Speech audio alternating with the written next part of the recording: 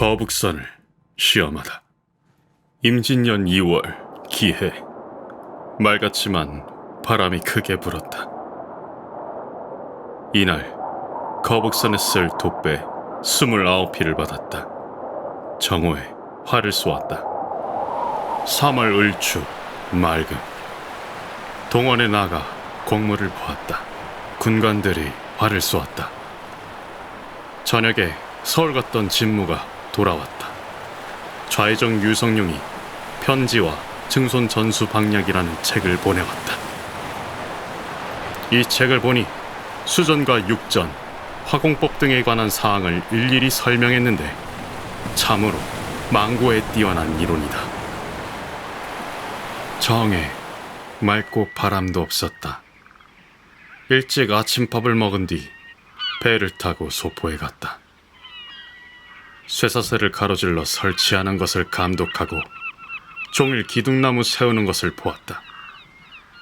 겸하여 거북선에서 대포 쏘는 것도 시험했다. 4월 신축 맑음. 식후에 배를 타고 거북선에서 현자, 지자 대포를 쏘아보았다. 순철사의 군관 남한이 이를 살펴보고 갔다. 임진왜란이 일어나다. 갑진, 해질 무렵 영남우수사 원균이 통첩을 보냈는데 외선 90여 척이 와서 부산 앞 전령도에 정박했다고 한다. 이와 동시에 경상 좌수사 박홍의 공문이 왔는데 외적 350여 척이 이미 부산포 건너편에 도착했다고 한다. 즉각 장계를 보내고 순철사 이광, 평마사 최원, 전라우수사 이혁기에게 공문을 보냈다. 전라 좌도 수군절도사 신이순신, 삼가 전투에 대비하는 일을 아뢰입니다.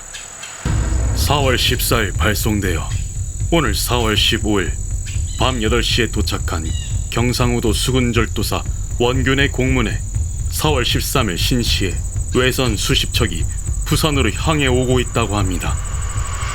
신은 군사와 병선을 정비하여 바다에서 전투에 대비하며 아울러 전라도 관찰사와 병마사, 우수사에게도 급히 사태를 전하였습니다.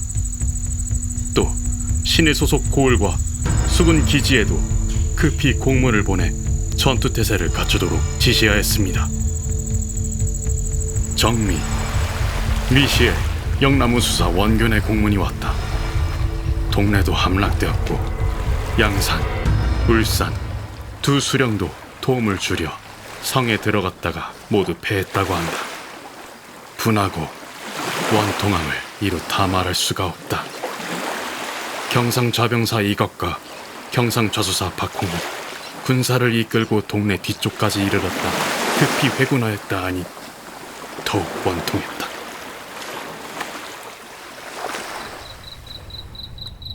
전라 좌도 수군절도사 신이순신, 삼가 구원 출전하는 일을 아뢰입니다. 적의 세력이 온 나라를 휩쓸고 있으니 쓸개가 찢어지는 마음에 아랠 말을 알지 못하겠습니다. 신하된 자로서 나라의 수치를 씻기 원하지 않는 사람이 없습니다. 나가 싸우라는 조정의 명령을 엎드려 기다리며 소속 고을과 수군기지의 병선 점검을 지시했습니다. 5월 신미 맑음. 송환련이 남에서 돌아와 하는 말이 남의 현령 기욱은 미조 항첨사 김승용, 상주포, 곡포, 평산포 만옥 김축이 외적 소식을 한 번 듣고는 벌써 달아났고 무기 등 온갖 물자도 모두 흩어져 남은 것이 없다고 한다. 매우 놀랄 일이다.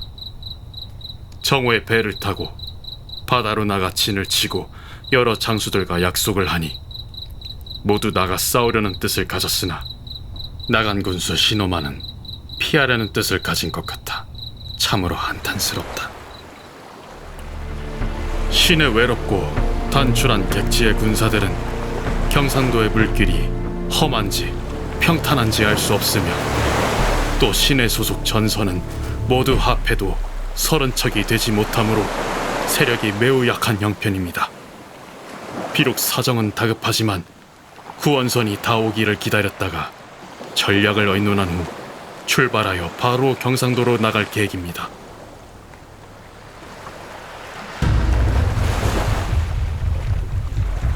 다른 장군들이 모이기를 한참 기다렸으나 더 이상은 지체할 수 없다.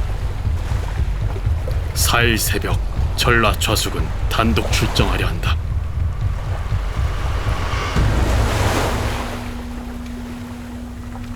삼가 적을 무찌른 이를 아뢰입니다.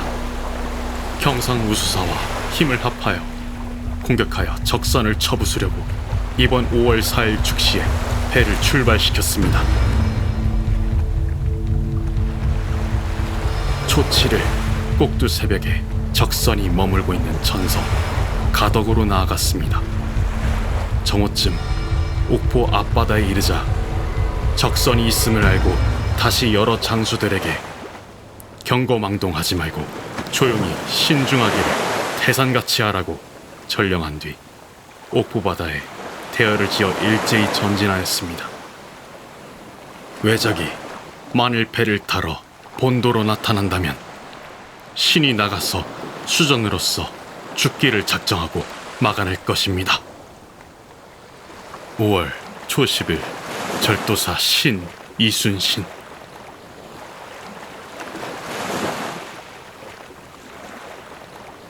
삼가 적을 무찌르고 사로잡은 이를 아뢰입니다. 신이 일찍이 외적이 쳐들어올 것을 염려하여 특별히 거북선이라는 것을 만들었는데 앞에는 용머리를 설치하여 그 입으로 대포를 쏘고 등에는 쇠못을 꽂았으며 안에서는 밖을 내다볼 수 있으나 밖에서는 안을 볼 수 없게 했습니다. 그래서 수백 척의 적선 속이라도 돌진에 들어가서 대포를 쏠 수 있게 했습니다. 6월 14일 절도사 신이순신. 전라좌도 수군 절도사 이순신이 삼가 외적을 잡아 죽인 이를 아뢰입니다. 한산도는 거제도와 고성 사이에 있어 사방이 바다라 헤엄쳐서 나갈 방법이 없으며 적이 비록 육지에 오르더라도 분명 굶어 죽게 될 것입니다. 먼저 판옥선 타이어스 척을 보내 선봉으로 나온 적선을 추격하여 엄습하려는 기세를 보였습니다. 그러자 여러 배에 나누어 단 외놈들이 일시에 돛을 달고 추격해 오려고 하였습니다.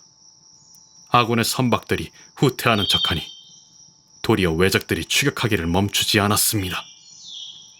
바다 한가운데에 이르자 재차 모든 선박의 장수들에게 명령하여 하객진을 펼치고 일제히 외선을 향해 나아가면서 각각 지자총과 현자총, 승자총 등의 각종 총통을 쏘게 하여 먼저 한두 척의 적선을 깨트리자 모든 적선의 외놈들이 사기가 꺾이어 도망쳤습니다.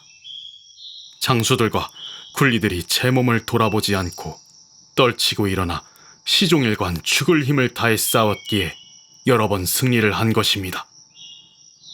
당초의 약속과 같이 비록 외놈의 머리를 베지 않았더라도 죽을 힘을 다해 싸운 사람들에 대해서는 신이 직접 목격한 것에 따라 등급을 나누어 한치도 어긋남이 없도록 참고하여 기록하였습니다. 7월 10일 절도사 이순신. 전라좌도 수군 절도사 이순신이 삼가 적선을 불태우고 적을 무찌른 일을 아뢰입니다. 경상도 연해안에서 적을 여러 차례 가서 무찌른 뒤로 가덕도 서쪽으로는 외적의 형체가 그림자조차 사라졌습니다. 외적들은 총을 잡고 활과 화살을 옆구리에 끼고 모조리 산으로 올라가서 6군데로 나누어 진을 치고 아래로 내려다보며 총알과 화살을 쏘아대는데 마치 비 오듯 우박 쏟아지듯 했습니다. 때로는 큰 철안을 쏘았는데 그 크기가 모가만 했으며 또 굵은 자갈이 날아왔는데 그 덩어리 크기가 사발만한 것이 우리 배에 많이 떨어졌습니다. 녹도 만호 정우는 외란이 일어난 이래 충의심이 북받쳐 적과 함께 싸우다 죽기로 맹세하였고 이번 부산에서 접전할 때도 죽음을 각오하고 돌진하다가 적이 쏜 큰 철 안에 정수리가 관통되어 전사였으니 너무나 비통합니다. 9월 초 10일 절도사 이순신. 악기는 부활을 잃다. 녹도 만호 정운이 전사했다. 그 애쓴 정성이 미치지 않은 곳이 없었다. 믿고 의지했던 것은 오직 그대였는데 앞으로 어이하리. 진중의 여러 장수들 원통의 악이 그지없다오. 백발의 늙으신 부모님은 장차 그 누가 모실지. 황천까지 뻗친 문은 언제 가서야 눈을 감을런지. 아, 슬프다. 이 세상에서 그 누가 내 마음을 알아주랴. 슬픔 머금고 극진한 정성 담아 한 잔 술 바치니. 아, 슬프도다.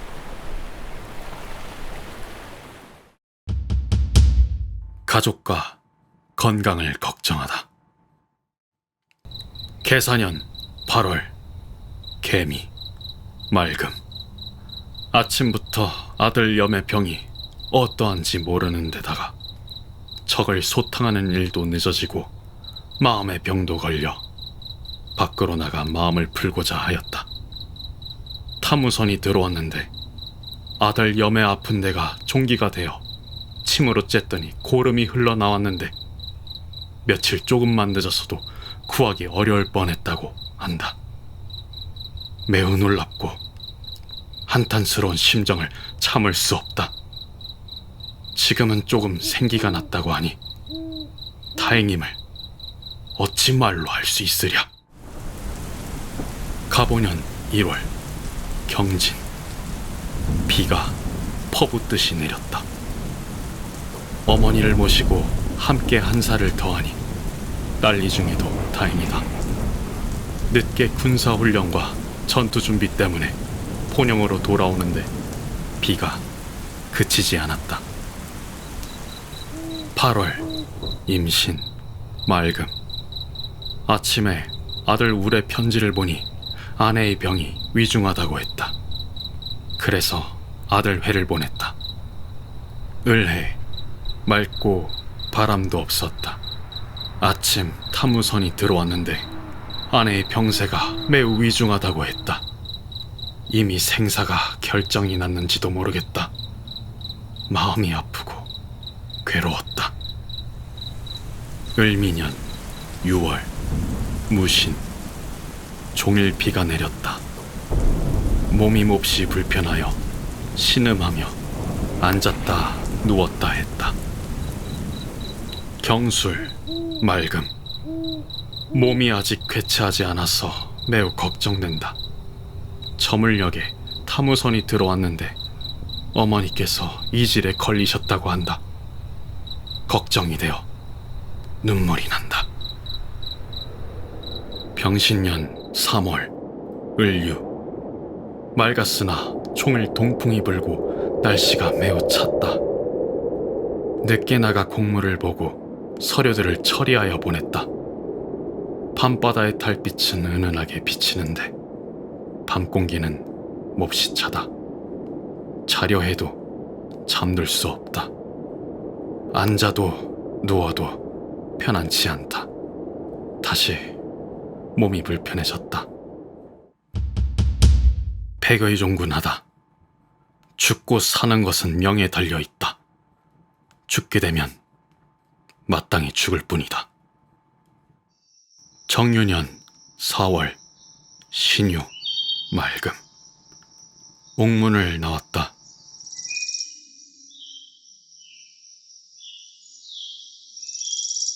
남대문 밖 윤간의 종 집에 도착했더니 봉과 분, 울과 사행, 원경이 한자리에 같이 앉아 있었다.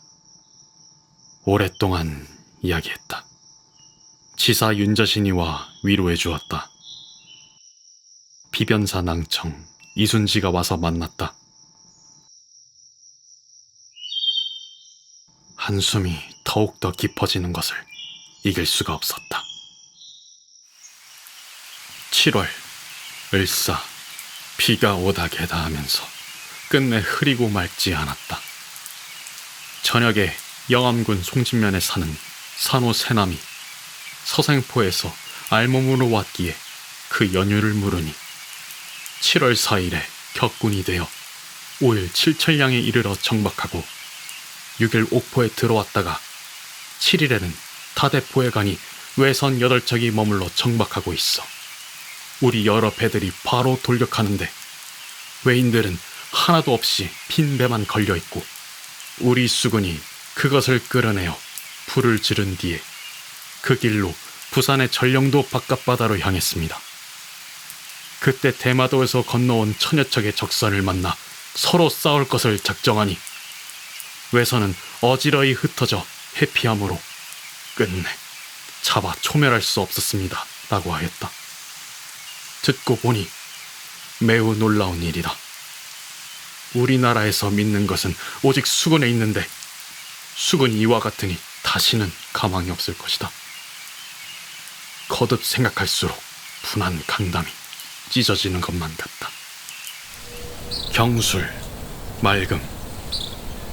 점심을 먹은 뒤 노량에 도착하니 거제현령 안위와 영등포 만호 조계종 등 10여 명이 나와 통곡하고 피해 나온 군사와 백성들도 울부짖으며 곡하지 않는 이가 없었다. 패한 상황을 물었더니 사람들은 모두 울면서 말하기를 대장 원균이 적을 보고 먼저 달아나 육지로 올라가자 여러 장수들도 모두 그를 따라 육지로 올라나서 이 지경에 이르렀다라고 하였다. 거제의 배 위에서 자면서 거제현령 안위와 이야기를 하는데 사경에 이르도록 조금도 눈을 붙이지 못해 눈병을 얻었다. 3도 수군 통제사로 재임명되다. 8월 신유 맑음. 이른 아침에 선전관 양호가 뜻밖에 들어와 교서와 유서를 주었는데 그 유지의 내용은 곧 3도 통제사를 겸하라는 명령이었다. 그동안 적이 감히 전라도와 충청도로 쳐들어올 수 없었던 것은 수군이 그 길목을 누르고 있었기 때문입니다. 지금 신에게는 아직 전선 12척이 남아있습니다. 죽을 힘으로 막고 싸운다면 해낼 수 있습니다. 지금 수군을 없애는 것은 적이 바라는 바입니다. 전선의 수가 비록 적을지라도 미천한 신이 죽지 않은 이상 적은 감히 우리를 업신여기지 못할 것입니다. 9월 갑진 맑음. 이른 아침에 망운이와 고고하기를 적선이 무려 200여 척이 명령을 거쳐 곧장 진치고 있는 곳으로 향해 온다고 하였다. 여러 장수를 불러 닻을 올리고 곧장 바다로 나가니 적선 133척이 우리의 배를 에워쌌다. 배 위에 있는 군사들이 서로 돌아보며 얼굴빛이 질려 있었다. 나는 부드럽게 타이르며 적이 비록 1000척이라도 감히 우리 배를 곧바로 공격하지 못할 것이니 조금도 동요하지 말고 있는 힘을 다해 적을 쏘라고 하였다. 장수들이 탄 배는 멀리 떨어져 있어 묘연했다. 이윽고 거제현령 안위의 배가 점차 내 배로 가까이 왔다. 내가 배전에 서서 직접 안위를 불러 말하기를 네가 군법에 죽고 싶으냐? 물러나 도망간들 살 것 같으냐? 라고 하였다. 안위의 배가 황급히 적과 교전하는 사이를 곧장 들어가니 적선이 안위의 배에 개미처럼 달라붙었고 나는 배를 돌려 곧장 안위의 배 쪽으로 들어갔다. 안위의 배 위에 있는 군사들은 결사적으로 난격하고 내가 탄 배 위의 군관들도 빗발치듯 난사하여 적선을 섬멸하였다. 매우 천행한 일이었다. 정유년 10월 신미 맑음. 저녁에 어떤 사람이 천안에서 와서 집안 편지를 전하는데 봉함을 열기도 전에 뼈와 살이 떨리고 마음이 조급해지며 어지러웠다. 겉봉을 펴 아들 열이 쓴 글씨를 보니 겉면에 통곡 두 글자가 쓰여 있었다. 마음으로 면이 전사했음을 알게 되어 나도 모르게 간담이 떨어져 목 놓아 통곡하였다. 내가 죽고 네가 사는 것이 당연한 이치이거늘 네가 죽고 내가 살았으니 천지가 어둡고 밝은 해조차도 빛이 바랬구나. 슬프다 내 아들아. 나를 버리고 어디로 간 것이냐. 하룻밤 지내기가 1년 같다.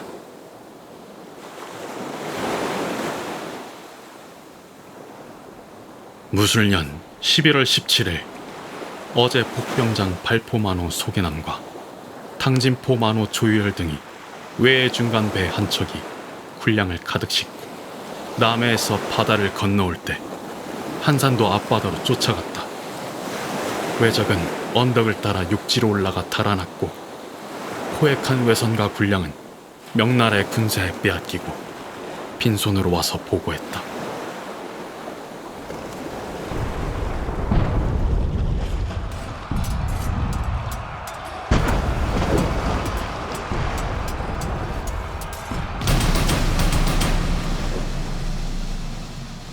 싸움이 급하니 내가 죽었다는 말은 하지 말라.